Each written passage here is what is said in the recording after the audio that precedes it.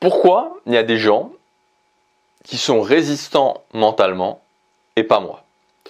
Je sais pas, tu vois, il y a des gens, j'ai l'impression quand il y a un problème qui leur arrive, tu vois, quand ils doivent affronter une difficulté, un obstacle, j'ai l'impression qu'ils arrivent à gérer les choses. Mais moi, quand ça se passe pour moi, directement, je m'affole. J'ai l'impression aussi, tu vois, que ces gens-là, ils sont capables d'aller au-delà des difficultés.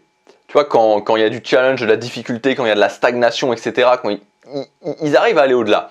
Mais moi, dès qu'il y a des difficultés, dès qu'il y a des obstacles, dès qu'il y a de la stagnation, j'ai tout de suite envie d'abandonner. Je sais pas, peut-être que je suis pas fait du même bois que ces personnes-là, peut-être qu'il y a des gens qui sont tout simplement faits pour être forts mentalement, peut-être qu'il y a des gens, ils sont câblés différemment et ils sont faits pour être forts mentalement et que, voilà, il y a d'autres personnes qui sont pas faites pour ça, hein. Peut-être que c'est ça, tout simplement. Je sais pas. Voilà quasiment exactement ce que je me disais il y a une dizaine d'années en arrière. Alors oui, la nature joue. Je suis d'un naturel inquiet, je suis d'un naturel stressé. Je me projette facilement dans le futur en imaginant les pires scénarios qui pourraient se passer. Mais,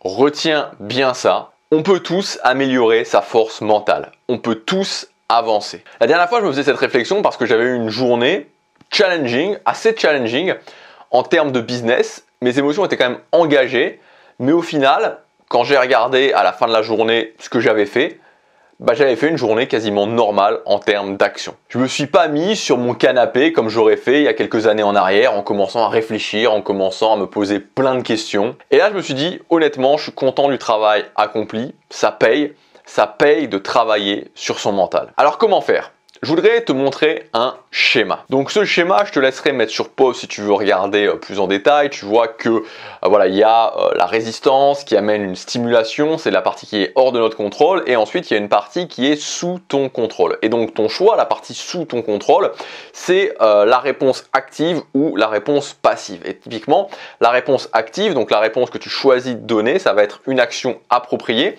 Et la réponse passive, si finalement tu ne travailles pas justement sur ton mental et tu restes comme tu es actuellement si tu as des difficultés, ou moi c'était mon cas avant, j'avais des difficultés en termes de réponse. Et donc ce qui se passe à ce moment-là, c'est tout simplement que je vais mettre en place une action qui est non appropriée. Et donc c'est ça la méthode pour renforcer ton mental, c'est le fait de surfer sur les stimulations qui sont hors de ton contrôle. Et ce qui se passe, c'est qu'au bout d'un moment, ça va devenir un réflexe, tu as une stimulation et donc tu apportes une réponse appropriée à cette stimulation. La stimulation est hors de ton contrôle, mais la réponse est sous ton contrôle. Et ce qui se passe ensuite, c'est qu'à ce moment-là, tu finis par te désensibiliser aussi petit à petit aux stimulations et donc tu peux affronter des stimulations qui vont être plus fortes. Et en général, des stimulations donc qui sont à la hauteur des nouveaux challenges, parce que plus tu réussis des objectifs, plus tu as des challenges qui sont élevés. Donc on va revenir exactement sur comment faire pour mettre en place ça. Mais ce qu'il faut retenir, c'est que dans tous les cas, si tu veux améliorer ta vie, tu vas devoir bosser sur ton mental. Tout simplement parce que améliorer sa vie, c'est se confronter à la résistance et donc aux stimulations. Bon, soit dit entre nous, dans tous les cas, même si tu veux pas améliorer ta vie, tu auras quand même des stimulations, sauf que ça sera des stimulations sur des challenges que tu n'auras pas choisis. Donc autant améliorer sa vie parce qu'au moins tu te diras, ok, c'est des stimulations, mais ces stimulations, c'est sur des challenges pour réussir des choses que je veux vraiment. Bref, bon, c'est une autre histoire, mais c'était quand même, pour moi, je pense quand même important de le rappeler. La résistance, si tu n'es pas au courant de ce que c'est tout simplement un concept qui a été développé par Steven Pressfield dans son livre The War of Art and Turning Pro. Et en gros, la résistance, c'est cette force imaginaire qui se met en action quand tu veux atteindre quelque chose. Une force qui cherche avant tout à te maintenir dans le statu quo. Cette force de résistance, elle est partout, elle est multiforme. Elle peut prendre par exemple l'aspect du doute quand tu veux lancer un business et que ça fonctionne pas. Elle peut prendre l'aspect de la comparaison quand tu vois d'autres personnes qui réussissent plus que toi et que tu te remets en question. Elle peut prendre aussi l'aspect du rejet quand tu veux améliorer ta vie sociale et que tu vas parler à des gens que tu ne connais pas. Et tu vois, moi j'aime bien prendre cette métaphore pour finalement réussir à améliorer sa vie. Améliorer sa vie, c'est comme monter sur un ring de boxe. Quand tu montes sur un ring de boxe, quand tu veux gagner un match de boxe, tu sais que tu vas prendre des coups. La bonne question, c'est pas est-ce que je vais prendre des coups, parce que Je pense que tu comprends bien que tu vas en prendre si tu montes sur un de boxe.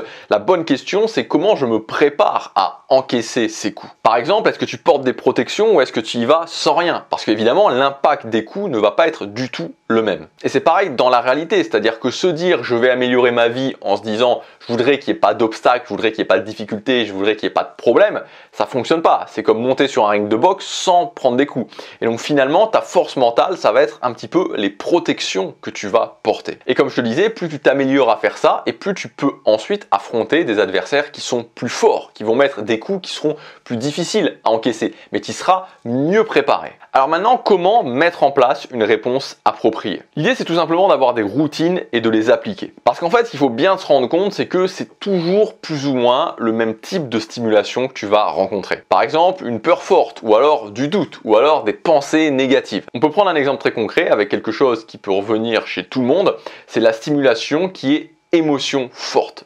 Donc une stimulation où tu ressens des émotions fortes, voire des émotions très fortes. Moi, c'est ce que j'appelle la stimulation du blending émotionnel. Donc to blend en anglais, c'est mixer.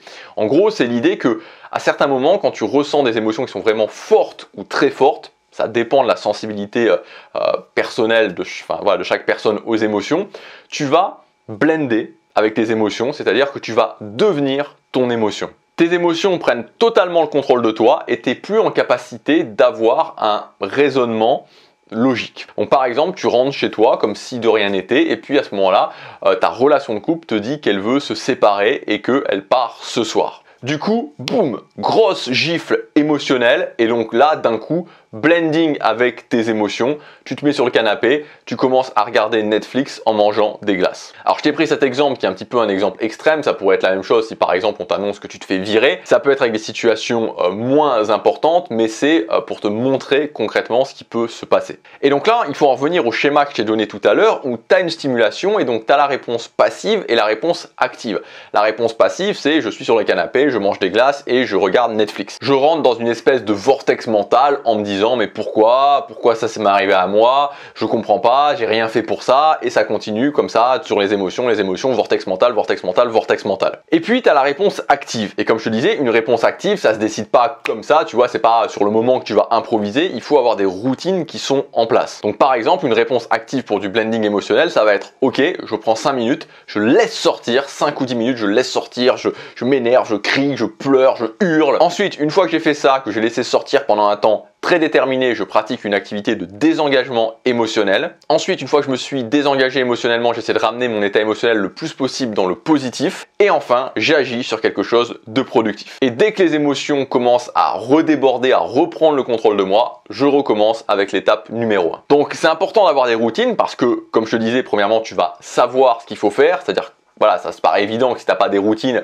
tu vas pas l'improviser sur le moment. Pour avoir une réponse active, il faut avoir des routines que tu connais déjà, que tu as déjà pratiqué, et plus tu les pratiques évidemment, plus tu vas devenir meilleur à les faire. Et donc plus ta réponse appropriée à une stimulation sera efficace. Et donc tu as des routines pour différentes stimulations, tu as des routines pour le doute, tu as des routines pour les pensées négatives, tu as des routines pour le stress, tu as des routines pour les peurs très fortes, les angoisses. Moi par exemple, c'est grâce à ça que j'ai pu aller au-delà de stress qui était important, comme le fait de parler à des filles que je connaissais pas, ça me stressait très fort et voilà, j'ai pu aller au-delà de ça grâce à ça. J'ai pu aussi aller au-delà d'angoisse grâce à ça. J'avais une angoisse sur le fait de voyager, angoisse très forte sur le fait de voyager. J'ai pu aller au-delà de cette angoisse. Alors je vais pas te mentir, il faut pratiquer, c'est-à-dire que ça prend pas 10 jours, mais ça prend pas non plus 10 ans. Et en fait, ce qui est important de noter, c'est que quand tu fais ça, tu retournes la pièce. C'est-à-dire que tu sors du vortex mental. Parce qu'en fait, comme je te disais,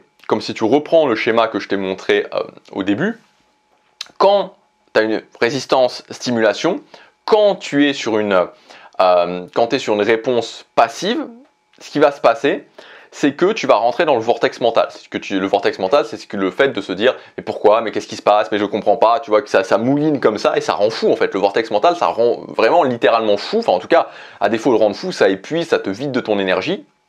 Et donc en faisant ça, tu retournes la pièce. Et retourner la pièce, c'est passer du mode vortex mental au mode renforcement mental. Et donc tu te renforces mentalement. Alors c'est moins confortable, c'est challenging, Mais bon, quoi qu'encore, je ne sais pas si c'est moins confortable parce que quand tu passes des heures à te demander pourquoi, quand tu passes des heures à te poser des questions, à douter, etc., à pas savoir quoi faire, je ne sais pas si en soi c'est vraiment plus confortable que le challenge. En tout cas, ce qui est sûr, et c'est comme je te l'ai noté sur le schéma, c'est que d'un côté, tu as frustration plus vortex mental, de l'autre côté, tu as inconfort, renforcement mental. Si tu veux aller plus loin à ce niveau-là, j'ai mis en ligne un pack de formation hier et dans ce pack, il y a la formation renforcement mental quotidien avec 14 techniques, 14 routines à appliquer pour devenir plus fort mentalement en moins de 15 minutes par jour. Donc ces routines, c'est tout simplement des réponses appropriées à des stimulations. Donc tu vas pouvoir mettre en place les réponses appropriées et donc sortir de ce mode vortex mental et passer en mode renforcement mental. Donc voilà, c'est inclus dans le pack conditionnement au succès. Tu auras aussi la formation Mindset 3%, tu auras aussi la formation résistance émotionnelle et tu auras aussi accès à mon template Notion que j'utilise